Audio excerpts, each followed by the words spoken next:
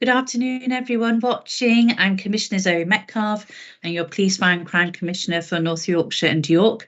Welcome to my public accountability meeting for North Yorkshire Fire and Rescue Service, and I will be chairing the meeting today.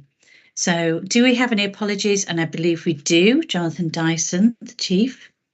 The minutes of the previous meeting, which I'll put on my website, you're able to read them there. Let's go to agenda item 3, questions from the public. And I don't believe we have any questions at all, but there is a section for questions on agenda item 6. So please get in touch if you would like to ask a question. Agenda item 4, which is the presentation. So that's unwanted fire signals. Over to Pete and to John. And very welcome to you both. Good afternoon, Commissioner. Good afternoon, everybody. I just put a further apology in for my colleague, John. He can't be with us this afternoon, unfortunately, due to emergency circumstances at the moment. But I'll be here to present the unwanted fire signals. So a little bit about me. My name's Pete Gregory. I'm a temporary group manager and temporary head of prevention and protection at the moment for the service. So if we could have the first slide, please, Simon.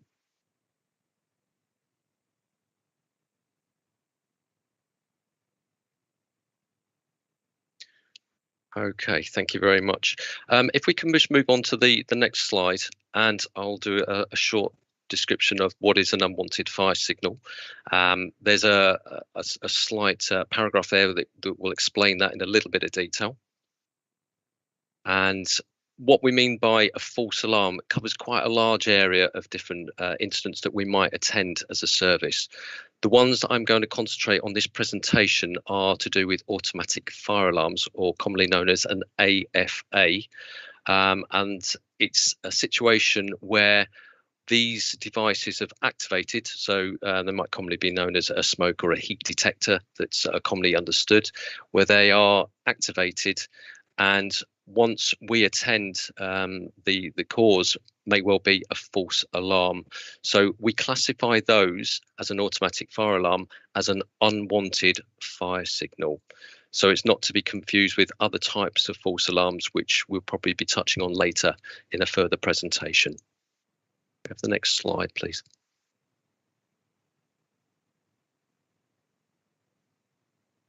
So these unwanted fire signals are classified in 3 different groups. That's how we determine the activations of these devices, the automatic fire alarms. They can be called a false alarm apparatus, which generally are caused by a anomaly of different reasons. But give you some examples, it could be from dust. Sometimes during the summer months or spring months, we have insects that may cause those, the maintenance issues.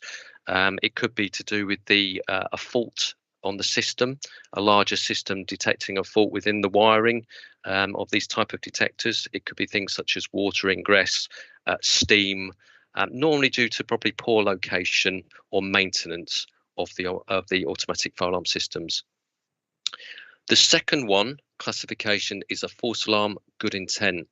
And as the words dictate there, they are generally ones that are associated with it's done what it's meant to do, i.e. it's activated normally from cooking fumes, or it could be from toasters, a very common one, or from items that are normally associated with cooking. So it's actually achieved what it's meant to do. It could be from other items such as smoking materials, possibly. But again, it's detected smoke for the right reasons, but there isn't actually a fire. So we will classify those as a false alarm good intent. And finally, the third one is a false alarm malicious, and that is down to a deliberate intent or act to activate the alarm system. Most commonly ones of those are the manual break glass points that are associated with buildings, normally on exit points that you see on different types of buildings, and it could be something simple as somebody's broken that activation point for whatever reason under those circumstances, and we record those as false alarm malicious. Next slide, please. So this slide is showing and breaking down the percentage of unwanted fire signals, and as you can see, you can average there, and this is over a 5-year period of time, just over 2,500 unwanted fire signals per year. When we break that down, there's a fairly consistent line you can see on the percentages with the two. So we've got other incidents equate to the darker blue colour, and then the unwanted fire signals in relation to that in percentage is quite a high percentage, where we've got 63% and 37% if we go to 2022. You can see the balance through the last 5 years, and it's, as I said, it's relatively consistent over that period of time. So it is a problem. Could we go to the next slide, please? This slide again is breaking it down a little bit more and showing the problem, but to showing again in a degree of percentage for those that are residential and those that are commercial premises or commercial industrial retail style premises. And that shows the breakdown of those three categories that I described just a moment ago. So the false alarm apparatus, the good intent and the malicious type calls, in a breakdown of percentages of each of those types of premises that we would go to. So if we look at the typical residential or private dwellings, so people's houses, their own houses at home, you can see there the breakdown. With the section that's got other, that is really looking at other types of alarm that may have been mistaken for a smoke alarm that are in there. So that could be things such as a carbon monoxide alarm, which are becoming more increasingly used in households and private households as well. It could be down to, probably more so on the commercial side, it could be down to a security alarm or a security system, a cloaking system or something like that could also be accounted for in the other. And interestingly, the bottom figure there of 2.5% and 1.6%, where it's actually identified as a fire as a result of the automatic fire alarm activating. And then when we've attended the incident, we've actually found that it has resulted in an actual fire at that point. So the figures probably are a bit of a surprise, but they're relatively low on those type of incidents that we record in there. Pete, can I ask you a question on sort of like repeat unwanted fire signals? Do you have any data or anything? How many premises a year have these? Right, yeah, we've got some slides a little bit further down about some proactive activity on there. Whether or not that will have the Commissioner, that will actually have the detail that you're asking for. We can have a look at that as we move along, but it will be broken down just a little bit further on. Thank you. Can I have the next slide, please, Simon? So this is what we're actually doing about this, and this is to ask slightly to the answer to the Commissioner's question just there. This is an actual leaflet that we are providing to our clientele from commercial premises, and it's a guide for residential premises as well, that our operational crews, when attending these unwanted fire signals, are providing as an engagement tool to make people aware of if they're having an unwanted fire signal, the complications and the problems that can evolve from that. It also mentions about cost in there as a rough figure on cost that it would account to attending those false alarms. What we're trying to promote also with the unwanted fire signals in the domestic type of premises that we go to, so our residential premises, is our safe and well offer for further engagement and to avoid and to provide more preventative activity to the householders and the dwellers in that particular premises at the moment.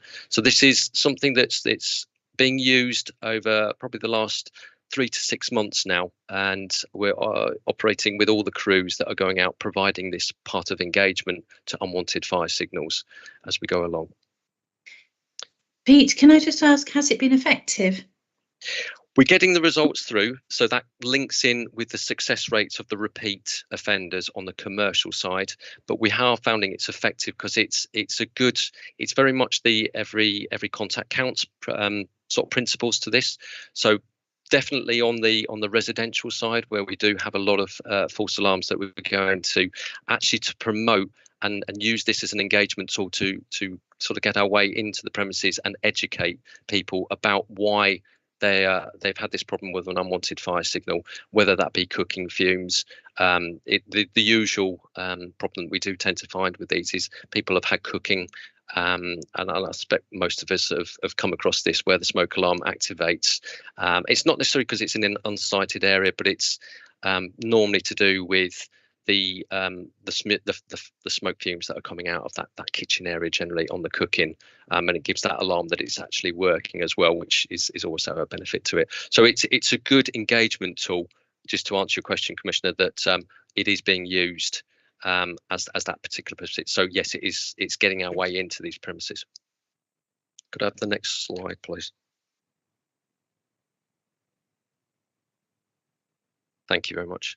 So this slide is showing a little bit of different data, and it's broken down into days. Now, what we mean by the days on this is actually a 24-hour period of time that each of those days are accounted to. And again, it goes back over a 5-year period of time, showing the difference between the residential premises, private dwellings that is, and the industry or commercial premises. And it's showing the division of time that is spent on activities of unwanted fire signals. So that's quite significant. It's quite a good graph to show the time that is consumed. One thing I would point out with this one, and this is showing the accuracy of the data, is that this is from the time that the call comes into the control room and mobilises the nearest fire engine to go out, to the time when the operational crews decide there is no danger to anybody, and they will put what we call a stop message in. So the incident is stopped at that point. It doesn't take into account the time for travelling back if the crews are automatically going back to the fire station, because they may not be, and it also doesn't account for the administration time to report these fires, which obviously these unwanted fire signals, which we would report onto our instant reporting system. So though the figures are there, it's very difficult to get that data and that accuracy behind those missing hours or potentially days, but it gives a view of the potential problem that we're looking at and the time it's consumed. And obviously the time we're attending the unwanted fire signals, we're not doing other maybe more useful, efficient prevention and protection activity as we should be doing. So Pete, can I just say, in 2022, am I getting this right then, that we've actually lost about 43 days in the year, literally 43 days or 24 hours a day of literally going to false alarms? That's right, and that is down to purely the times that I've mentioned before. So the figure actually could be slightly higher than that when you look at it, because of the administration time and the time it absorbs the service to calculate all the detail. Yeah, and that's for a crew of 3 or 4? That'll be a crew between 3 and 6 that are attending it. So again, that's not necessarily multiplied by the persons that we're looking at as well. Mm-hmm. So you could, yeah, you're absolutely right. So it can be multiplied by the amount of hours that they're all out to, times, it's like 43 days times by 6, however many's on the crew as well. So that's a lot, isn't it? It is, and it does account for a lot of the time. Yeah. Can we have the next slide, please, Simon? Thank you. So what are we doing about it? Well, we've, as I mentioned before, we've started looking at this in a lot of depth. There is a lot of history behind this with unwanted fire signals. Some action has been taken back in 2014, where we have reduced the unwanted fire signals down significantly. I haven't got the data to show that, unfortunately, for this particular presentation. But where we are currently is we're looking at commercial, industrial and retail premises from the protection side of activity, and addressing that through a 4-stage principle, which you can see on the screen there. So the first stage is for the operational crews, as I mentioned on the previous slide about giving certain engagement information to the responsible persons, just to have the awareness. Also to do fire safety checks, to look around those premises to see if there's any obvious problems and reasons why we've had this force activation going off, and provide immediate advice at that point to prevent any further activations going on in the very near time. If we do get repeat offenders, Commissioner, which you've mentioned previously, then we would go on to a stage 2.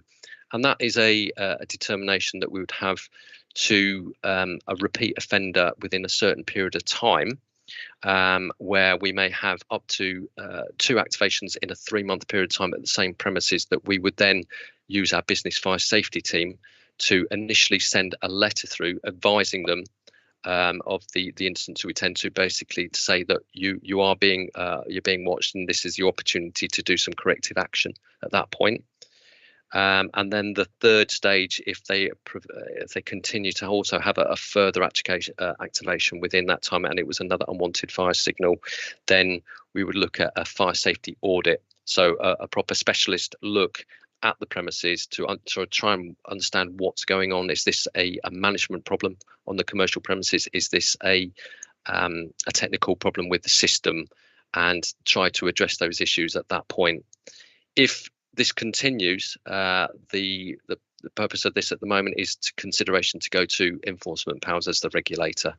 So we would look at a far more radical version of the problem and consider, with the evidence that we've got, that it's not being managed properly, and we're to utilise the regulatory reform order to look at the articles to see where the offences may be taking place. So that's one strand of the reduction policy that we're looking at currently for those commercial, industrial and retail style premises. Could I have the next slide, please? This slide here is a representation from September in 2022, and it's to do with the engagement activity related to the previous slides. These are repeat offenders that we are now addressing on the stages that we go through. And as you can see there, this might answer some of your questions, Commissioner, regarding offenders. So back in September, when we introduced this process that's going through, we've got 25 repeat offenders throughout the county, and that has gradually risen to 35 at that point.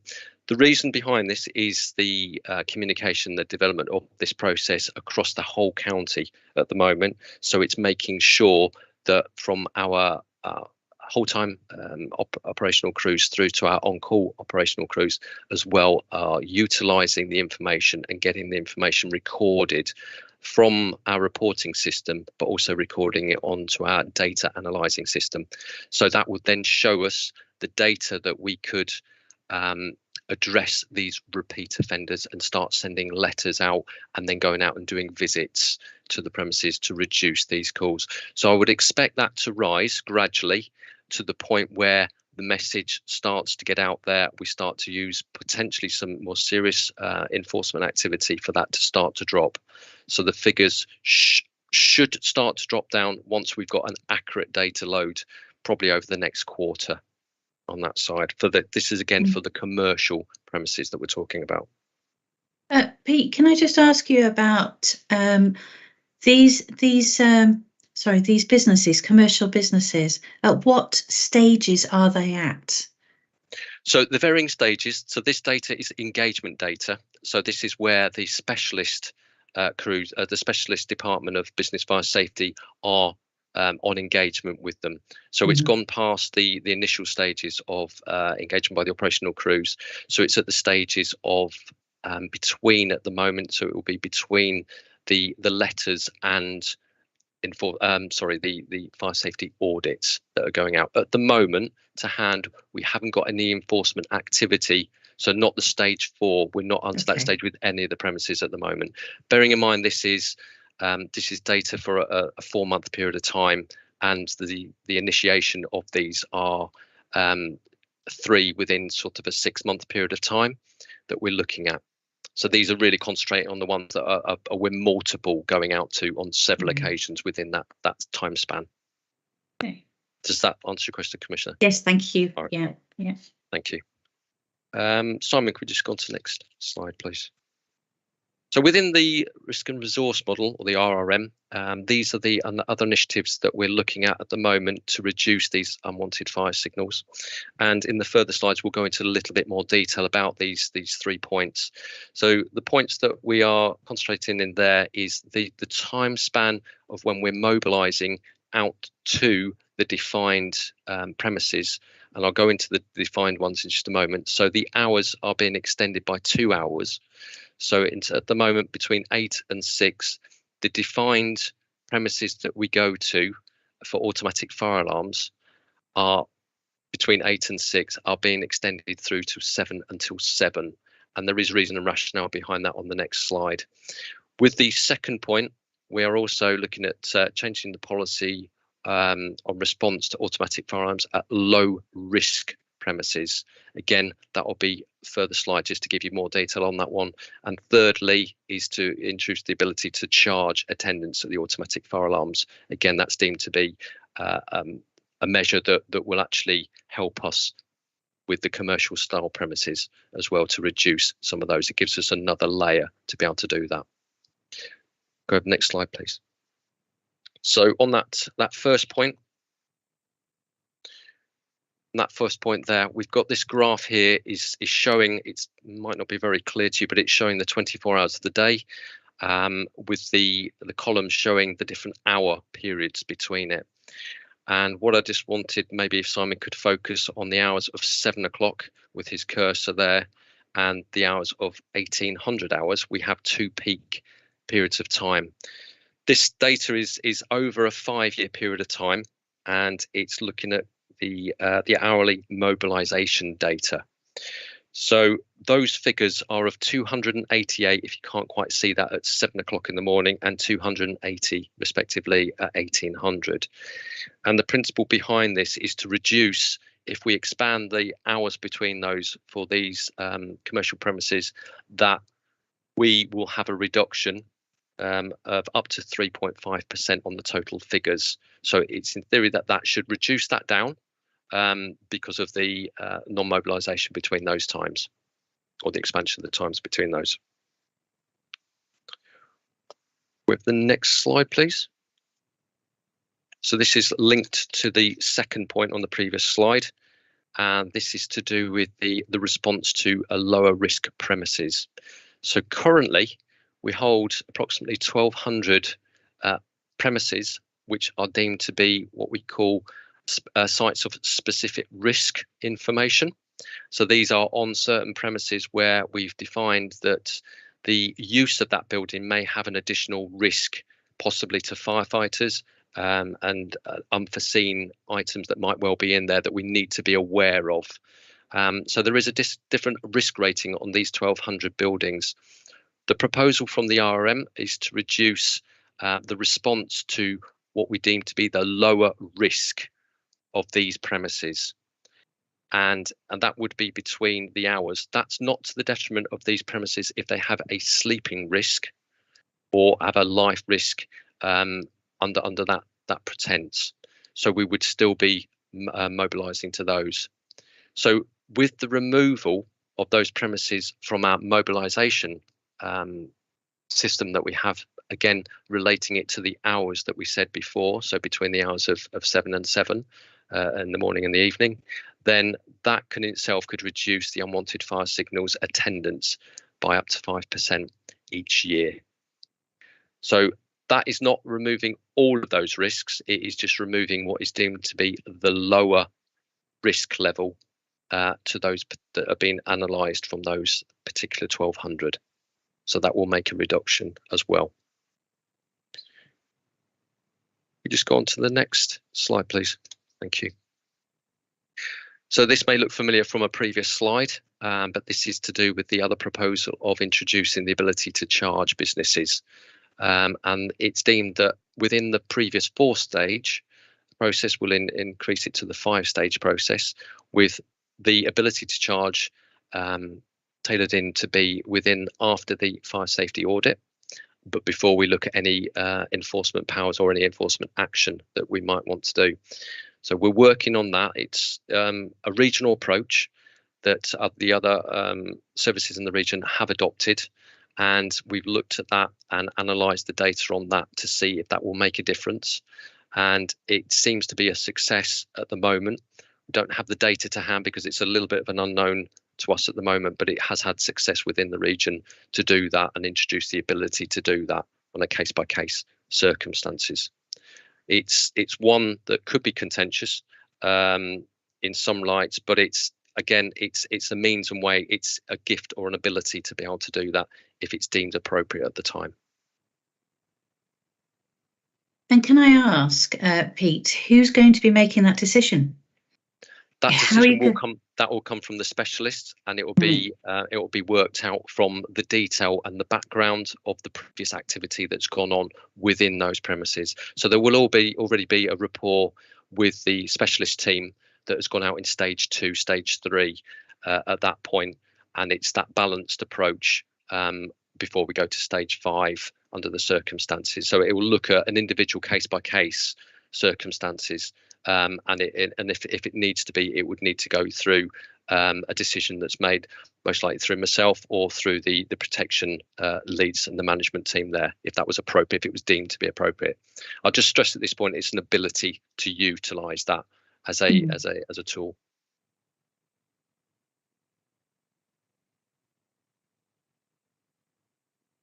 One thing I just want to mention on the back of this, which is causing a potential concern, is with new buildings designs, especially on the back of the Grenfell disaster that we had.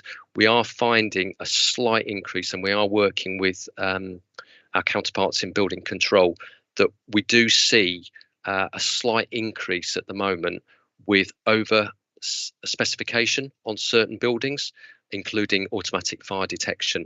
So that is something that is a possibility that we do need to be addressing in the future and looking at. Obviously, the more automatic fire detection systems that are out there, there is always that potential of unwanted fire signals that can come, as I was mentioned previously on there. So it is a little bit of a concern, but we're going to do a lot of engagement with building control and what we call approved inspectors, who are at the consultation stage when new builds are being designed or extensions are being put onto buildings. Pete, can I ask if this policy has been implemented? This stage, it's due to be implemented I'm working on a project initiation document at the moment from the RRM, and it's all in one package together at the moment with a few other strands of the automatic fire alarm to address these different issues. So it is due to be implemented from April this year, but there will be a communication that will go out to businesses appropriately, and I've had a media discussion about that this morning actually. So it's due to go out very shortly in the due time. And what about residential?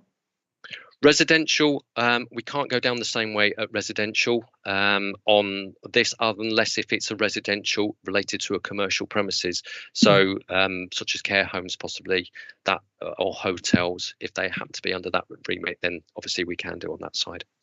Thank you. Can we go on to the last slide, please? Thank you. So all this requires evaluation and looking ahead. So again, Commissioner, this is kind of answering some of your questions that you've had there. We've got to evaluate this. We've got to look at this in a bit more detail as we go along. So we have tools such as dashboards at the moment to give us a live update of where we're at on our performance, how things are going with unwanted fire signals. It's very much on the agenda at the moment with the protection team. Where it sits is to look at the progress, look at the duplication, to look at where we've got repeat offenders from the data that we've provided with you before there, and how we can actually engage more efficiently with the public and also the commercial world as well. How can we get that message across about the cost that is incurred, the time that it takes to be able to do that? So it's not a very quick win, I would say. It's something that's going to be down the line that we can enforce and embed with our public as we go along. But hopefully this will lead to the behavioural change, and with different campaigns and using that stage 1 to 5 process on both sides, then we can get that message across to the public about these nuisance calls or these unwanted fire signals. How does this line with our community risk program? Well, we're looking at, as I mentioned previously, right across the county. So we are focusing really quite intently in those remote rural areas, and we have the support to be able to do that with our on-call stations. So this is being spread right across the board to make sure it's widely understood and widely engaged on. I've used the term PI there. That's post-incident engagement, which covers quite a myriad of different activities that can use, including the Safe and Well initiatives that I've mentioned previously. And it will identify any vulnerabilities that we have, again, which is linking quite nicely back into our risk profile and making sure that we are doing this correctly and how to evaluate that properly. There will be the occasional barriers to any success. It's sometimes you may well come across we're accepting that not everybody will want that engagement.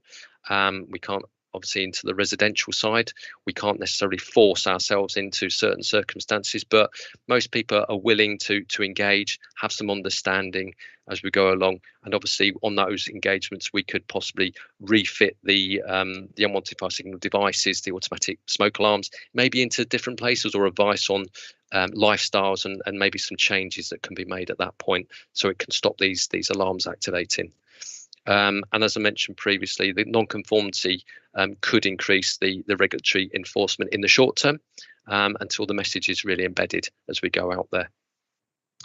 We do have some qualitative case studies on this. One that's very recent to us is we did have an incident just last week. John, who's going to co-present on this, that actually attended, and he was going to bring on this one, where we did some joined up prevention and protection activity quite close to us in a premises in the south of the county, where we did there was a fire, and it was in a flats HMO site type of premises, and we did some partnership working with the local authority to clear the hazards that were identified in the means of escape, or the common areas where people exited out of that building, and to join up other activity in that type of premises crosses over quite nicely with our prevention activity that is going in, giving the engagement advice within those types of premises. So the whole block of flats at that time we're engaged with, and the neighbouring block of flats. So it gives that awareness, and sometimes when there's a fire, people are interested and it is on their agenda. So it's a timely manner to go in and do this post-incident engagement and join up forces with both prevention, protection and other partnerships at that time to identify it. So it's looking at the vulnerabilities there. We do need to ensure that we improve our accuracy on recording and reporting purposes. So there is the clear communication both internally, externally on this, as I mentioned just previously, about a media package that's going to be going out very shortly to tie it in with the changes that we're looking from the RRM in early April regarding this particular subject matter as we go along. So yeah, a full evaluation of this and reductions might be very useful to see in possibly a 6-month period of time, to see where we're at as we go along and see the success and measure that success at that point. That concludes me to the end of that presentation. Do you have any further questions, Commissioner? Yes, I do actually. Right. So it's on the slide which has the leaflet on, and it refers to, it says this is the cost to the fire service and the public, and it costs £350 per hour to attend a false alarm. Now, can I ask, how was that a figure come up? How did we come up with that figure? Okay, so that'll be a figure that is equated to the cost. There is an analyst made on what we have a special service form currently at the moment. So if a fire engine was to attend any incident for an hourly rate, it would cost that because of the number of persons on there and the time that vehicle is there. It doesn't include other activities behind that. So it's a generic figure that is decided upon from that system, really. So it comes from like a special service figure that comes on there at the moment. Right, I see. Okay, and with the crews having, well, we should see an increased capacity to do more work around the prevention, and certainly in our NYFRS report, it said that we're good at prevention. So that would be great. You know, would you see that the crews would have a greater capacity to undertake that? Without a doubt, yeah, that's the purpose of showing some of the drastic figures that we've got there with the days that we're talking about at the moment. Then that could be certainly used much more productively, much more effectively, concentrating on our prevention and to a degree our protection activity as well, which we are utilise the crews to go out and do fire safety audit work as well. So it's getting that P&P message out there. Yeah, yes, absolutely. Matt, can I bring you in? Thank you, Commissioner. Yeah, it was just to touch on a point that Pete raised in his presentation. Thank you for that, Pete. It was around the behavioural change with our commercial community. And that's really important that we understand that. So it's, in the first instance, it's around education, making sure that our commercial partners understand the impact that this is having on us as a fire and rescue service. The introduction and implementation of really good data is assisting us with that. And more importantly, the point that you raised, Commissioner, around releasing the capacity for us to do things that we need to do around our prevention, protection and our training. That's the critical point of this. So this isn't a case of us not wanting to attend this. This is us being more efficient and effective in our response to the people of North Yorkshire and York. Thank you. And there was a couple of areas that we did consult on in the RRM, which haven't been covered, and it was about the review the type of response we provide to automatic fire alarms. For example, we might send a single officer with a car to determine whether or not we need to send four firefighters and an engine. Can you just expand on where we're at with that? Yes, I can, Commissioner, if I may. Yes, that's again within the document that I'm working towards at the moment, part of that programme. So with that, currently there is a little bit of a crossover with a predetermined attendance, and it's a control notice for mobilisation. However, I wouldn't want to create a fear factor to it. It's very much an ability to utilise that. The way it was perceived that might come into effect would be probably most likely where we're in spate conditions. So, for example, last year I was duty officer for the wildfires during July, when we had that very hot day, and we had a major incident that was declared at that point. During that period of time, we had several incidents where there was 5, 6, 7 fire engines that were attending different incidents throughout the county, and it stretched the resources very, very much. And under those circumstances, there would have been business as usual, or potentially some of the automatic fire alarms that may have been activating at that time. When resources are stretched such as far as they are, where we may have a delay in fire engines covering back over to sort of risk areas, there's the opportunity and the ability under those circumstances, it might be wise to mobilise a different type of resource to those circumstances, to the automatic fire alarm. If the automatic fire alarm was backed up with a 999 call to say a confirmed fire were there, then obviously that we would still be mobilising the next nearest fire appliance going. So it's not in detriment to that. It's an additional opportunity to use a resource that might be closer to go and have a look at what's actually happened at this particular activation at the time. Thank you. And on your last slide, how you evaluate areas of prevention and protection. So how do you evaluate how you're perceived by the public?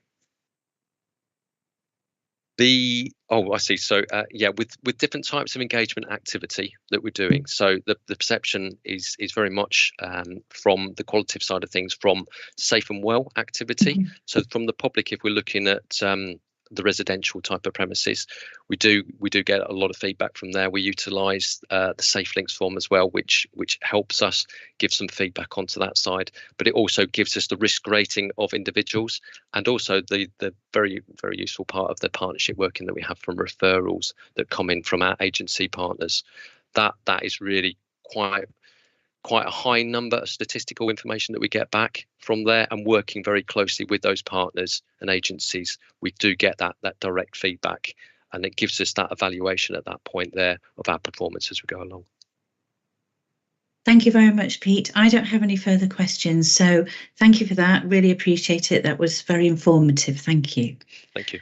Thank you. So we'll move now on to agenda item 5, which is the performance update and any questions. And Damien, can I come to you, please?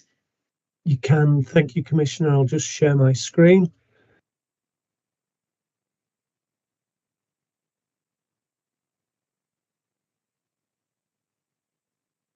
Hopefully you can all see that.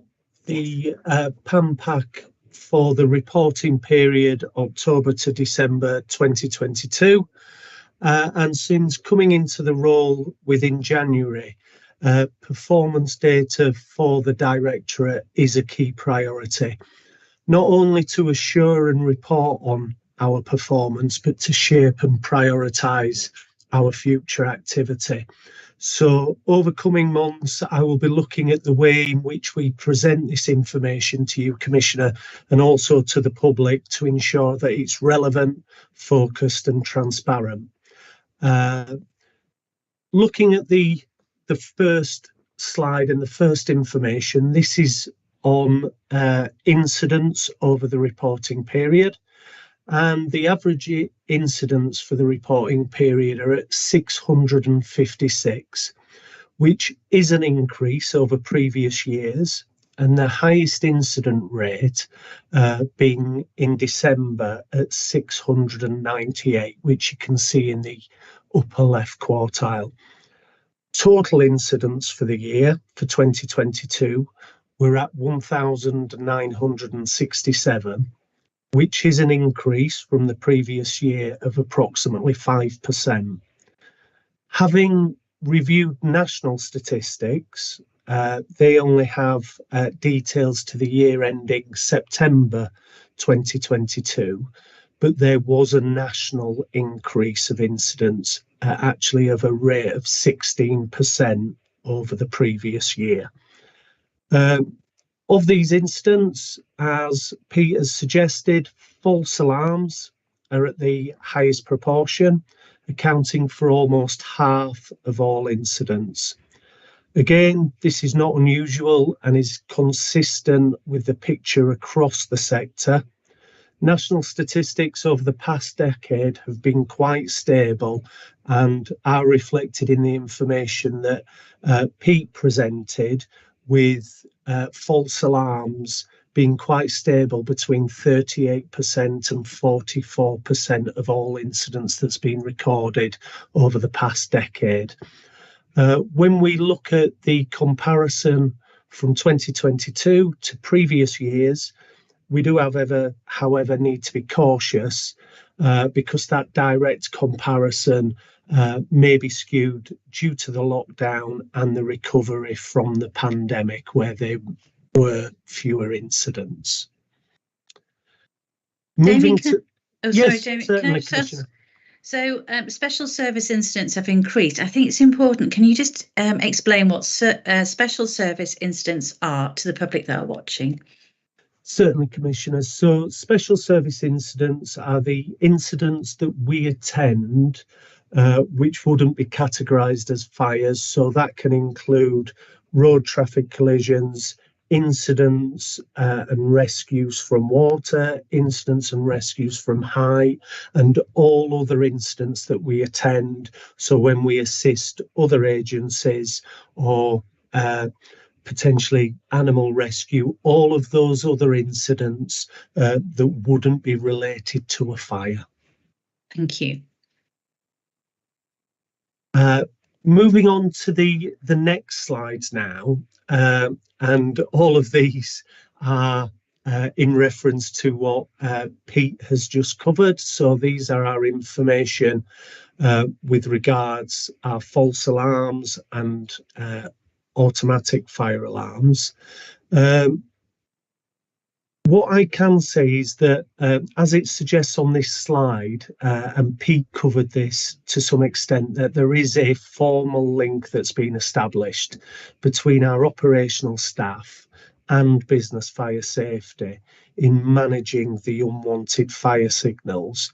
And we have seen somewhat of a downward trend within York, and this will be monitored and rolled out service-wide if that reduction is maintained. And also the process for managing AFAs, which Pete has covered, this is being closely monitored to ensure that the procedure is followed to reduce activations. And when we've been looking through the performance data, we have seen individual cases where it does show that there has been significant improvement. So we do have, there's a couple of cases where in previous years we had 17 activations at 2 premises, and those have both actually reduced down to 2 in this reporting year. Damien, can you just explain to me what you mean by a formal link? It's the work in which what Pete is doing with business fire safety to tie in with operational crews, the instruction, the guidance, giving them the documentation and the leaflets that they're now, when they're going out to the AFAs, they're that sort of first point of contact for business fire safety specialists to get the leaflet across and to get the message that Pete was currently talking about. There's that real clear link now between protection and our operational crews to push the work for fire protection. Thank you. With regards to that, we've got the information here. As you can see, our top three property types are still related to residential premises, and there is a piece of work that we need to do to make sure that we are correctly identifying and classifying incidents when we attend, to make sure that that's assisting Pete's team within fire safety to identify the commercial and the industrial premises that they need to actually further the work for fire safety. And actually, we have got a high number of cases within residential premises which may have been better categorised, as Pete suggested earlier, as the false alarm, good intent type incidents. So we are going to do a piece of work around that just to make sure that the classifications are accurate. Damien, are we going to do any educational pieces around the residential premises? Because they still account for quite a lot of call-outs. They do account for quite a lot. And I think, as Pete suggested, the work that we're doing with regards the false alarms due to apparatus and the unwanted fire signals, that's certainly going to be targeted more at the commercial and industrial setting. Obviously, when we're going out to the residential, albeit false alarm due to apparatus or false alarm good intent, that is also an opportunity to further our prevention activity and make sure that from a prevention point of view, we're using that opportunity to offer up Safe and Well and some of the other initiatives that we've got. Thank you.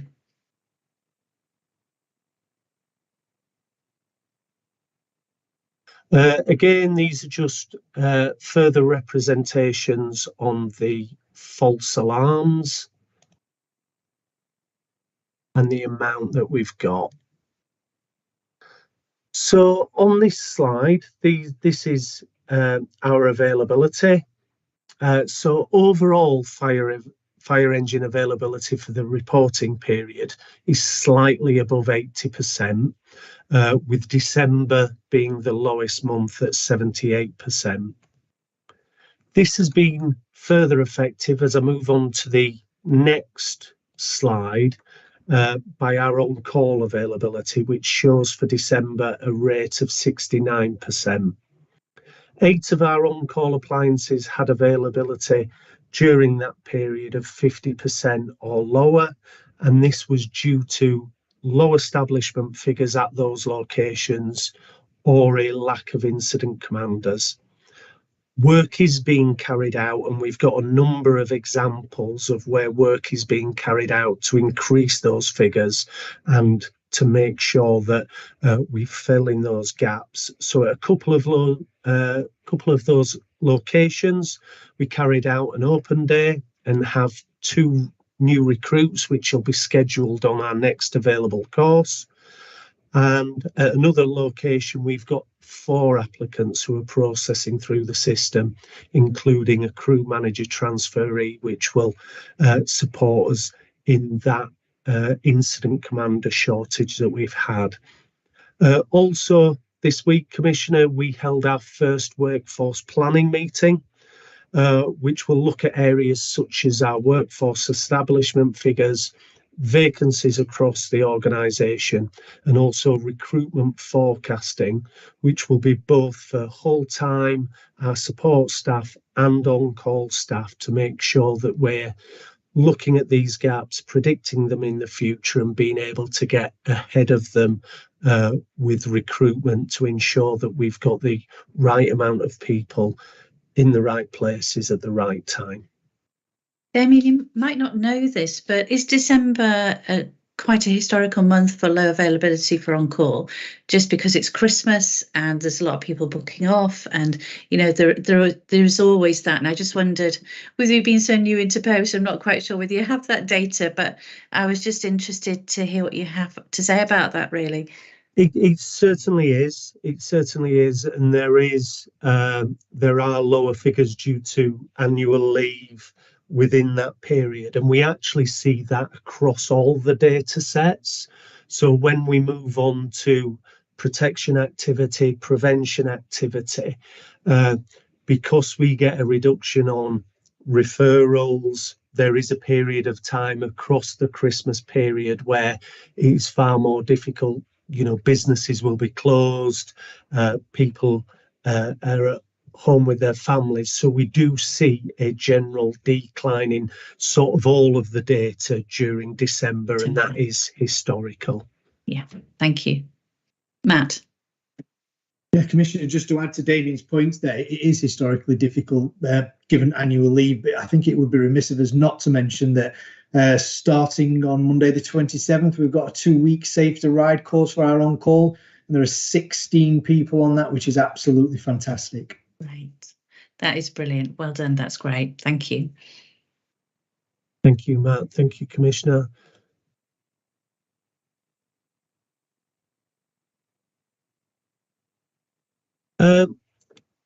With regards protection activity continues to be high, as Pete has suggested, and we can see that there's been within the slide, sorry, I think I've moved slightly too far forward, Commissioner. So we see from this slide that there was, as you see with regards our protection activity, there was quite an increase and a jump in activity in September, and this is sort of mirrored across both our specialists in fire safety and operational crews, and this increase correlates to the National Fire Chiefs Council's Business Fire Safety Week. So we took that opportunity to increase activity, and the Business Fire Safety team concentrated our presence in the local business community. But as Pete suggested, this was in the more rural of our market towns, and we engaged with over 200 small and medium businesses over that period to offer support and advice. And certainly that engagement supports those local communities and also ties in with some of our commitments within the risk and resource model.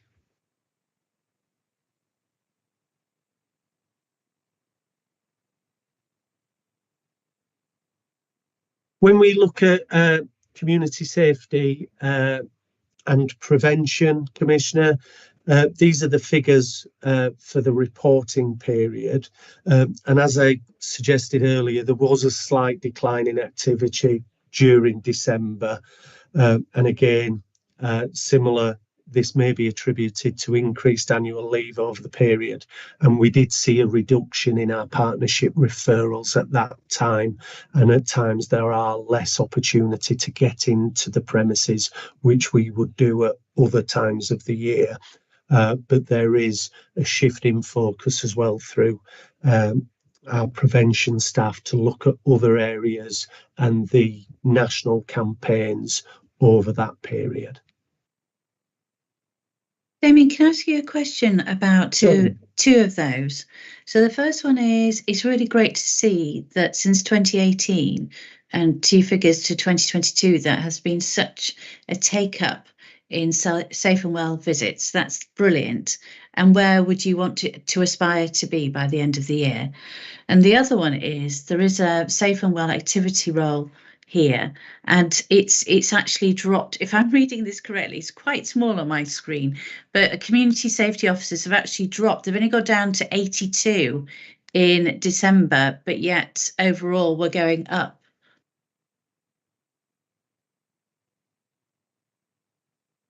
Yes, because I think, if I'm right, Commissioner, and apologies, there was the reduction, but it was, I'm just trying to look, which of the graphs are you looking at, Commissioner? Sorry. It's the safe and well activity, and then it's dash role, and it's got community safety officer. That's the one where the cursor is at the moment. It is. And it's just dropped down in December to 82. Yes. I just wondered why that was. Again, that will be down to, as we've suggested, it may be down to the annual leave that's there for that reduction.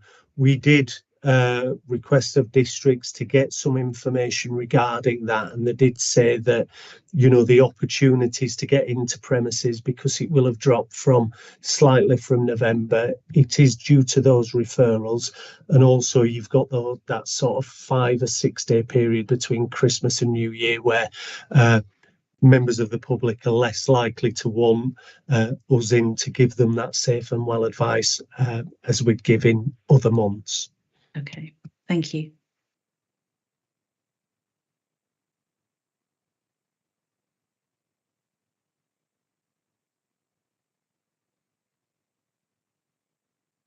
That's great. Thank you very much, Damien.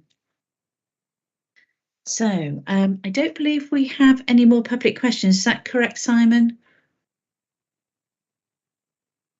We don't have any public questions.